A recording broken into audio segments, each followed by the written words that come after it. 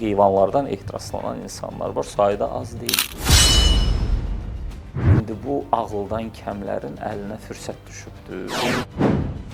Bir uşaq doğmaqla deyil, o uşaqları gen analizinə ver, gör hələ onlar ən murdar, ən iyrənc onlardan uzaq durmalısınız. Biri demir ki, bu nə biabırçılıq deyilirsən. Birincisi onu bilməlidir qadınlarımız ki, dünyada ən murdar kişi növləri hansılar? Zərrə qədər ləyaqət olan biri heç vaxt razılıq verməməlidir ki, onun kişi sözü çox ağır ifadədir. Hər Y xromosomun daşıyıcısına biz kişi deyə bilmərik. Hər bir kəsin toyunda onun öz qeyrətinə və namusuna uyğun olan ya bunun ailəsi var, 4-5 uşaq doğub, amma dərinə gedəndə məlum olur ki, hansı qucaqlardan, hansı taxtçalardan, boğçalardan, yataqlardan keçib bu adam. Və yanındakı bir xanımı pul xərcləməyən kişi o ən murdar varlıqdır. Qadındadır. Bu filan kəs əziyyət çəkib oxuyanda sən küçədə dingildəyirdin. İndiki yüngül yolun yolçuları belə görürsünüz ki, ərəb dilin zadını öyrənirlər ki, daha çox pul qazansınlar. Salam hörmətli tamaşaçılarımız, Künc Bucaq TV-nin efirində bizim Bucaq layihəsindəsiniz. Qonağım həkim, psixoterapevt Elmir Əkbərdir. Xoş gəlmisiniz Elmir bəy. Elmir bəy, son zamanlar qadınlarda əməliyyatlara, müxtəlif nahiyələri böyütmə, kiçiltmə, yəni özlərin bərbad hala salmalar, belə desək, çoxalıb. Cəmiyyət buna daha çox üstünlük verir. Bunun psixoloji faktorlarla bir əlaqəsi varmı? Yəni bu nədən qaynaqlanır? Qadınlar niyə belə eləyir? Mən bir ibarə olaraq bunu elə gözəl Azərbaycan bir aforizm ilə deyərdim. Düzdür, o kəlməni mən həmişə qətiyyən psixiatrik xəstələr üçün o sözü işlətmək olmaz. O çox ədəbsizlik, qeyri-elmi və qeyri-etik ifadədir. Onu məhz bax bu yerdə işlətmək olar. Bilirsiniz, hansı o söz var, dəliyə yer ver, əlinə bel ver. İndi bu ağıldan kəmlərin əlinə fürsət düşübdür. Yəni, təəssüf ki, bilirsiniz, həkimdə də zəka, vicdan olmalı, bu bilməlidir neynəsində. Bu adamın nə zövqü var, nə səviyyəsi var. Bilirsiniz, incəsənət insanının müəyyən təhsili olmalıdır, müəyyən zövqü olmalıdır, müəyyən dünya görüşü olmalıdır. Bu belə olmayanda, biz həmişə bilirdik ki, Sovet dönəmində belə 2 ədəd belə bir fiqur var idi ki, zövq yox, toxuculuq fabrikinin, biri də sağıcılıq texnikumunun yetişdirmələri idi, universitetdən qovulan biriləri idi. Amma indi təəssüf ki, belələrinin sayı artıb, bəli gedirlər. Yəni özlərini dediyiniz həm dırnaq arasındakı yaradıcılıqlarını, yəni onların şok yaşayıram.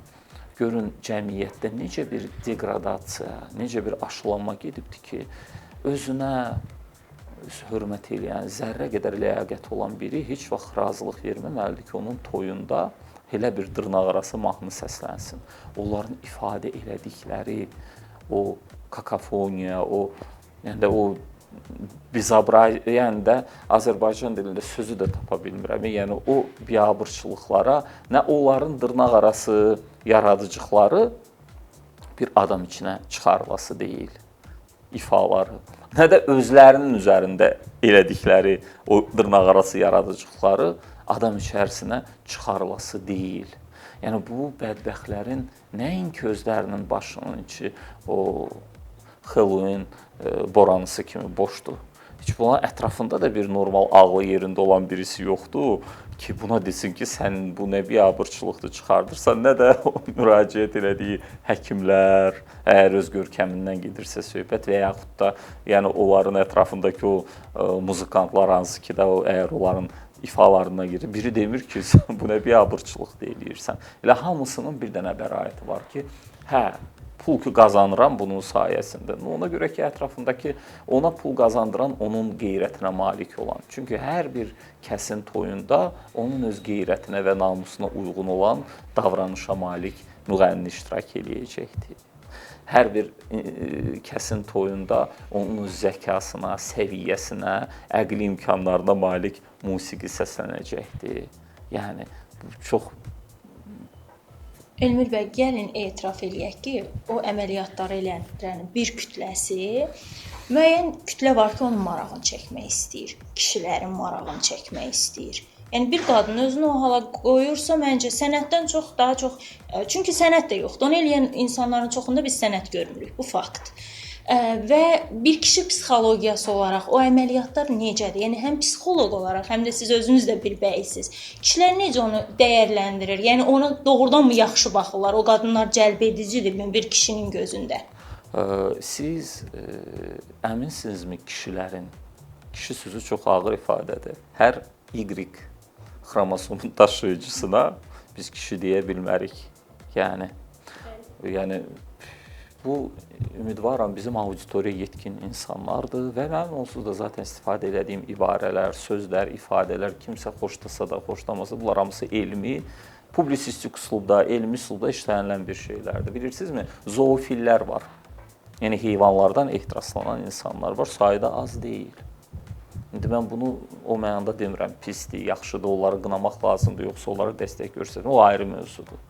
Yəni o biabırçı, o vıçurnu belə görüntünün ondan xoşlanan, yəni insanlar, mən düşünürəm ki, nekrofil, zoofil, yəni ölülərdən, heyvanlardan ehtiraslanan biri qədər olmalıdır. Çünki hər bir şeyin bir göstəricisi olmalıdır da. Yəni söz yox, bilirsinizmi? Bütün inkişaf, bütün elm, bütün texnologiya, bütün tibbin qələbəsi insan üçündür sonuçta.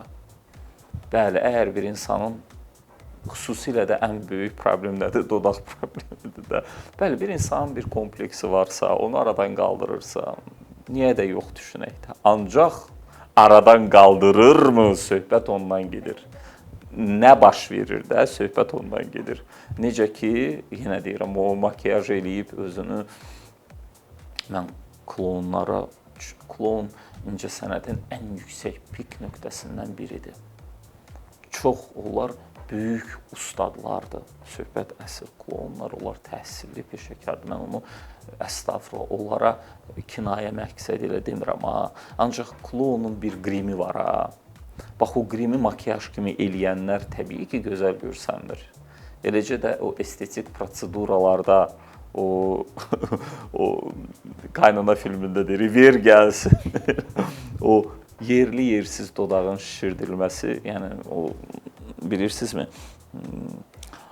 Ona görə də normal bir şəraitdə, məsələn, inkişaf etmiş ölkələrdə bütün proseduralar birinci peşəkar həkimlər, mütəxəssislər tərəfindən aparılır. İkinci, onların mütləq əlində həkim psixoterapevtin rəyi olmalıdır ki, gələn müraciət edən insan bunu doğrudan da mı estetika duyğusundan istəyir? Yəni sonucda hər bir insanın öz seçim azadlığı var, necə görsənmək, yoxsa o onun hansısa psixoloji problemindən irəli gəlir ki, yəni sonsuza qədər şişirtmək, yəni bunun bir və bir də bilirsiniz niyə bu şeylər adama indi həmişə irad bildirir. Hə, nə olsa bəs kişilər də idmanda gedib əzələ şişirdir də. Bilirsiniz, hamı çox gözəl bilir ki, əziyyətlə əldə olunan bir şeylə o sadəcə gözünü yumdunu açdın və o Zoluşkanın karetaya çevrilmiş balqabağı. Yəni o çox fərqlidir, tamam fərqlidir. İndi qadınlar bu sualıma görə məni top ateşinə tutacaq. Bəzi qadınlar aşırı dərəcədə açıq-saçıq geyinirlər. Bu psixoloji düşüncənin mi problemidir? Mən deyim sizə, patoloji açıq-saçıqlığa meyillilik bu ümumiyyətlə psixologiyada müxtəlif patologiyalar var da, ekshibisionizm, voyeurizm, yəni biz artıq onun izahını o patologiya siyahısında, xəstəliklərin beynəlxalq təsnifatında, simptomların, sindromların içərisində axtarmalıyıq.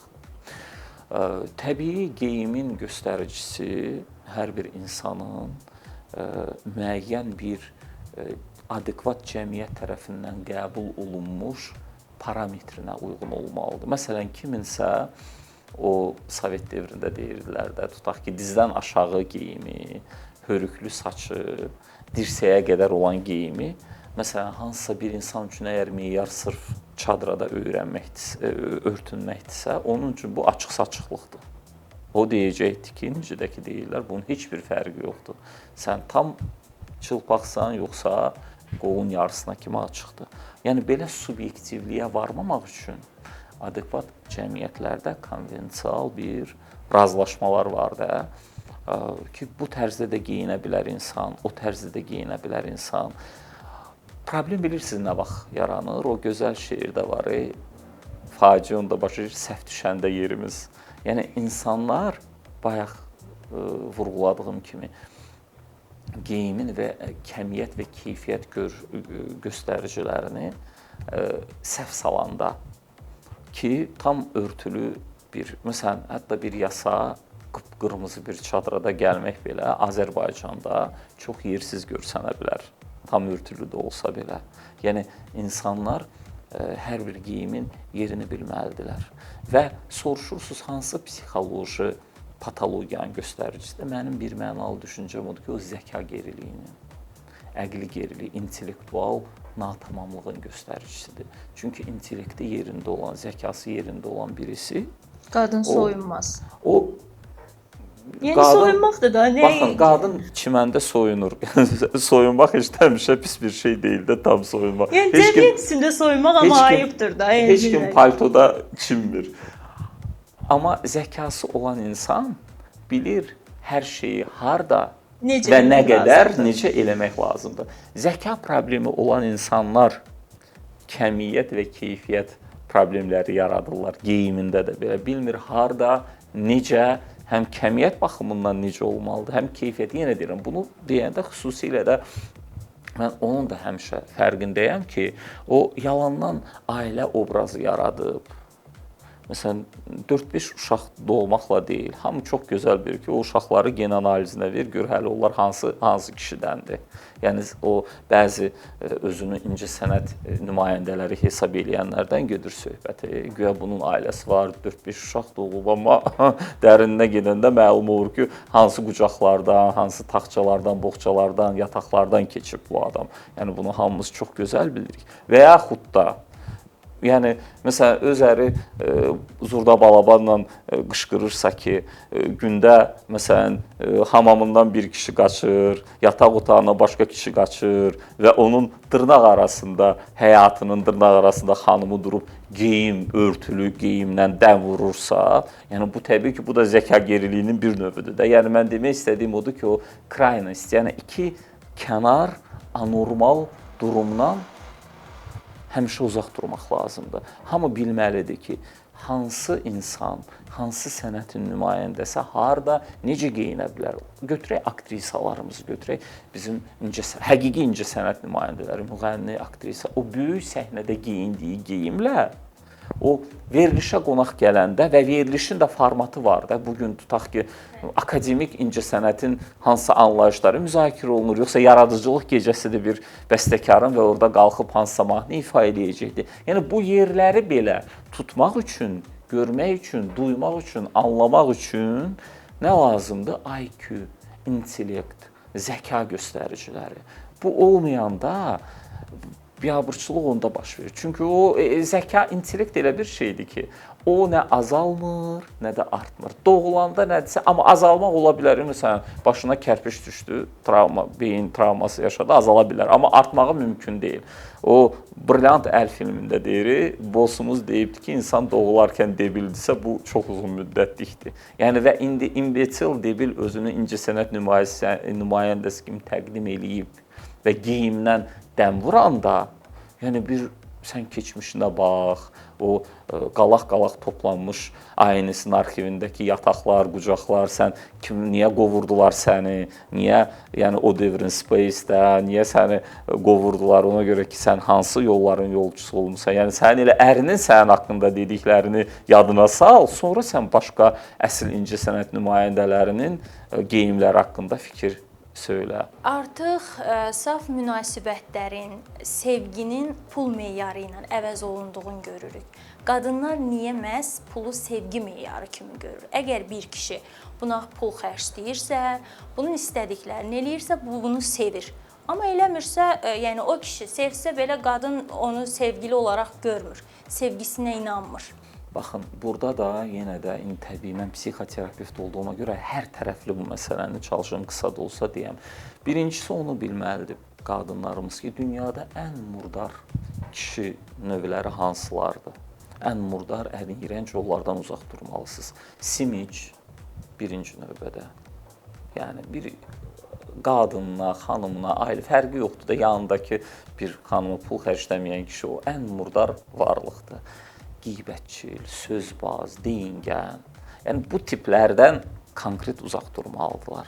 Yəni çünki bilirsinizmi, biologiyanın qanunlarını inkar etmək mümkün deyil. Təbiəti aldatmaq mümkün deyil.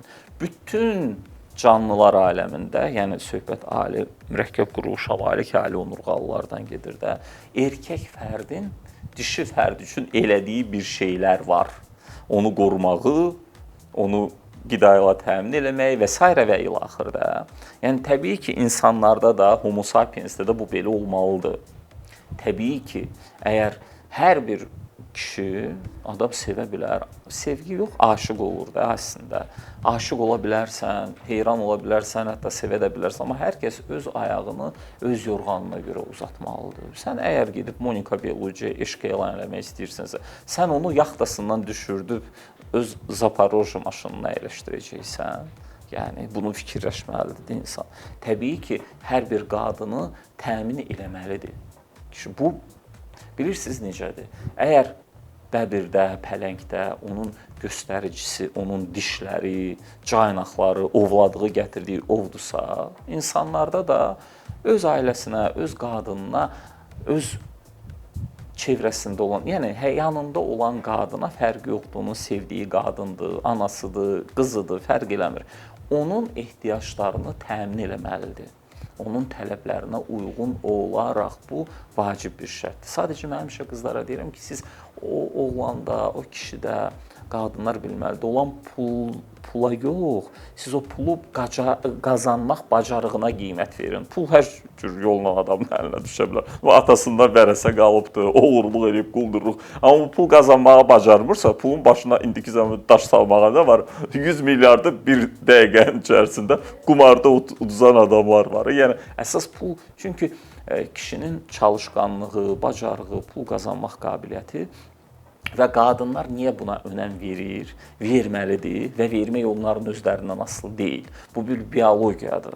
Çünki özündən asılı olmayaraq hər bir qadın avtomatik olaraq şuuraltı olaraq düşünür ki, yəni bu insan bugünkü gün bu bacarığa malikdirsə, demək sabahsı gün onu və evladlarını təmin eləyə biləcəkdir. Marallar nəyin əsasında seçim eləyir? Dişi marallar. Şirlər nəyin əsasında seçim eləyir? Orada güc, yəni başqa parametrlərdirsə, o gücü ilə dahi Ranyevskayanın fikridir ki, əgər pul əl çirk idisə, o çox müalicəvi bir çirkdir. Bilirsiniz, Rusça qryaz, bizdə o vulkanlar var, palçıq vulkanı. Yəni pul palçıqdırsa, o müalicəvi əhəmiyyətli palçıqdır. Yəni pulun dəyərini aşağılamaq olmaz. Bugünkü gün pul bir, belə deyək də, biz bilirik ki, iqtisadi formasiyalar dəyişəndə pulun bir funksiyası, missiyası var. Ancaq əgər həyatı fikirləşmək ki, pul hər şeydir, bu o qədər bəsit və sadə, mən deyərdim, hətta primitiv düşüncədir. Əgər bu belə olmuş olsaydı, o dünyalar qədər pulu olan insanların heç bir problemi, sıxıntısı olmazdı ki, onların da özlərinin kifayət qədər faciələri də var. Yəni bilirsinizmi, həyata zəka ilə, ağılla baxanda insan çox gözəl bilir ki, pulun yeri hardadır. Yenə də böyük Pugaçovanın qəşəng sözü var ki, Sobchak ona güya sual verirdi ki, sizə pul lazımdır, pul verir ki, rovna o qədər ki, nə qədər mən aşağılamağa qoymayan qədər. Yəni də qürurumu itirməmək üçün. Yəni çox gözəl ifadə idi. Yəni bunu bilmək lazımdır. Və niyə görə bugünkü gün pul bu qədər kulta çevrilibdir? Baxaq kimlərin içərisində? Əgər biz baxsaq məşhur insanlara belə, görəcəksiniz ki, o insanlar ki, daha sağlam ailə mühitlərindən çıxıbdılar, o insanların ki, ailəsi onlara normal bir həyat şəraiti yarada bilibdir uşaqlığında, atası, anası, yəni də onlar heç vaxt pula kult kimi baxmayacaqlar. Onlar həmişə vasitə kimi baxırlar, hədəf kimi baxmırlar. Amma yenə də qayıdırıq, çox üzr istəyirəm, bir daha bu ifadəyə görə o görməmişlik sindromu ki var ha. Bax, pulu ilahiləşdirənlər bax onlardır. Yenə də bax görürsünüz, mən pulun vacibliyini danmıram. Amma pul bütləşibdir. Bizim cəmiyyət ayılmalıdır, insanlar ayılmalıdır ki, bugünkü gün o dövrdəki kimi nə bilim Amun-Ra, не знаю, tam Yupiter, Zevs, Lat, Uzaya gedib büt kimi tapınmırlar. Pula büt kimi tapınırlar. Bugünkü günün bütpərəstliyi pul üzərində qurulubdur. Bu belə də olmamalıdır. Münasibətlərə evlilik dönəmi gözü ilə baxmırlar, əyləncə, sevgi. Yəni gənclər indi heç evlənməyə də elə meylli deyirlər. Təəssüf ki, bilirsiniz, indi gənclərin evliliyə olan qeyri-adekvat münasibətinin kökündə çox böyük pay, həmçinin daha yaşlı nəslin vaxtı ilə buraxdığı müəyyən səhvlərdir. Birinci bundan başlamaq istəyirəm. O qədər anormal ailə tipajlarını görüb, o ilan sancmış insan ipi də görəndə qorxur. Yəni bu erkən nikahlar, qohum evlilikləri, baş alıb gedən xəstəliklər, patologiyalar, siz gedin, baxın o bölgədə ki, qohum evlilikləri, eyni kəndçi, eyni evlənmələr daha çoxdur. Orada insanlar hamısı indi fiziki problemi olan insanlar inciməsin. Baxırsınız ki, hamısı qüsurludur. Boy patoloji dərəcədə balaca, sifət çirkin, skelet quruluşu, sümüklər anormal, qısa, yoğun. Yəni bilirsiniz, buna inbreeding deyirlər. Təəssüf ki, heyvan saxlayan iri buynuzlu mal-qarası olan adam bilir ki, toyuq cücəni, mal-qaranı, mütləq erkək və dişi tamam ucqar bir rayonlardan olmalıdır ki, o qan qarışma, qan təzələnsin deyirlər. Amma öz evladlarına gələndə bunun belə olduğunu bilmirlər. Ona görə həmin yerlərdəki insanların, baxın, onlar haqqında zəka geriliyi olduğu deyilir. Onlar anekdot, yəni ki, lətifə, belə deyimsə, mənbəyidilər, onlar haqqında lətifələr deyilir. Yəni, nəticə budur. Bütün bunları görən gənclikdə bir tərəfdən bundan qorxu yaranır. Təəssüf ki, ailə qurmaq qorxusu. Yəni, bilirsiniz, bayaq da dedik, axı gənclər və yeniyetmələr bəzi qərarları verərkən çox yanlış çıxışlar eləmiş olurlar.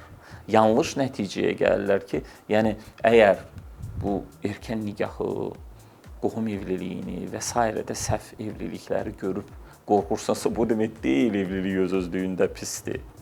Əyləncəli həyata daha çox meyilli olur. Və o əyləncəli həyat dediyimiz əslində, bilirsiniz, daha doğrusu əyləncəli həyat da deyil, əyləncə gözəldir, əyləncə olmasa biz yaşayırıq. O asan əyləncə, zəhmətsiz əyləncə. Məsələn, normal adekvat cəmiyyətlərdə işləyir insan ki, 5 gün tutalım işləyir, 2 gün əyləncəsi üçün. Məsələn, 8 saat işləyir, 4 saat əylənmək üçün. Amma biri də var ki, əziyyətsiz, heç nəsiz əyləncə əldə edilmir. Bu isə, mən həmişə deyirəm bunu, inciməsin heç kim, tüfeylilikdir. Tüfeyli həyatıdır o, əyləncəli həyat deyil, tüfeylilikdir. Yəni, sadəcə baş kəllə qutusunun içərisində beyin əvəzinə küləklər oynayır. Və ona görə də o həyatı seçirlər və onun sonrasını düşünmədən. Amma burada yenə də gəlib çıxırıq valideynin ona uşaq yaşda verdiyi tərbiyə. Ən çox problemlərin kökündə duran səbəblərdən biri də bizdə ən geniş yayılmış, ən yanlış tərbiyə metodlarından biri də lordesi ərköyünlük.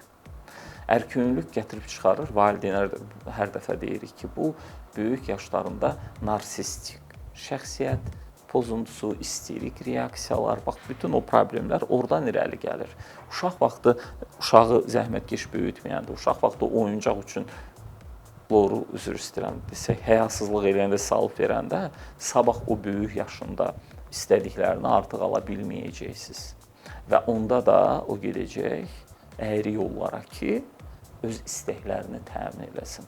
Çünki o çox yüksək dopamin ləzzətinə alışdırmısınız onu, vərdiş elətdirmisiniz və o zəhmətkeşliyi bilmir, o gözəl bir söz var idi. İnsanı zəhmət meymundan zəkalı varlığa çevirib deyirdilər. İndi qoyuram bir kənara o ifadə nə dərəcədə hansı hissəsi doğrudur, hansı hissəsi tam bir şey var ki, elə ümumiyyətlə Homo sapiensi adamdan insana çevirən zəhmətdir. Zəhmətkeşlik olmayan yerdə, yəni insanlar baxırlar dünyanın ağası olan siyasi xadimlərə, insanlar baxırlar dünyanın pərəstiş elədiyi incəsənət xadimlərinə. Elə bilirlər ki, onların həyatı bu əyləncələrdən, gəzməklərdən, yeyib-içməkdən xeyr. Onların zəhməti hamınınkindən daha çoxdur. İnanın mənə.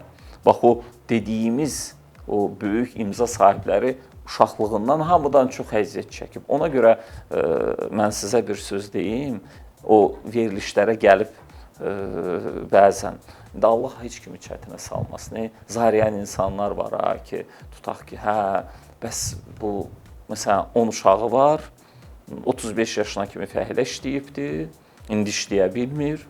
Təbii ki, fəhləlik də balerinalıq kimidir də. Sən ömür boyu ağır daşı qaldıra bilməzsən. Fərq ondadır ki, balerina 40 yaşda çıxır pensiyaya, təqaüdə və ona böyük məbləğdə təqaüd alır, keyfini verir, amma fəhləyə heç kim o təqaüdü verməyəcəkdir. Mən də onda deyirəm, bəs yadındadır, orta məktəbdə müəllimin özünü öldürürdü. Ay bala oxu, yadındadır. Onda bax bu filan kəs əziyyət çəkib oxuyanda sən küçədə üzr istəyirəm və oynayırdın, dingildeyirdin. Bax, indi onun əziyyətini sən çəkirsən. O yerdə ki, insan bir tövhə vermir öz inkişafına. Həm əqli, həm zəka, həm fiziki. Təbii ki, idman eləməyəcəksən, normal formada olmayacaqsan. Oxumayacaqsan, normal həyatın olmayacaqdır. Bizim uşaqların evini yıxan, həmçinin o 90-cı illərdən qalan yanlış təsəvvürlərdir. Nə bilim, SSR-i dağıldı, kimsə getdi, nəyəsə qəsb elədi, oldu milyonçu. O elə deyil. Əgər hamı deyir, mən biznesin olub milyonçu olmaq istəyirəm, oxumaq istəmirəm. Başa düşmürlər ki, əgər təhsilsiz uğurlu biznesmen olmuş olsaydı, bu boyda dünya universitetlərində biznesin idarəçiliyi, marketologiya, menecment kimi fakültələr niyə olurdu? Bugünkü dövrün, bugünkü zəmanədə ancaq loru desə iki şeyin təhsili yoxdur. Bir, prostitusiyanın, fahişəliyin, bir də uğurluğun. Yəni, yerdə qalan heç bir şey nəzəri bilik olmadan sırf praktikaya söykənə bilməz. Təhsil hər yerdə vacib. Çox təşəkkür edirəm. Çox üzr istəyirəm. İndiki yüngül yolun yolçuları belə görürsünüz ki, ərəb dilin zadını öyrənirlər ki, daha çox pul qazansınlar. Bəli, bəli. Təşəkkür edirəm bir daha. Çox sağ olun.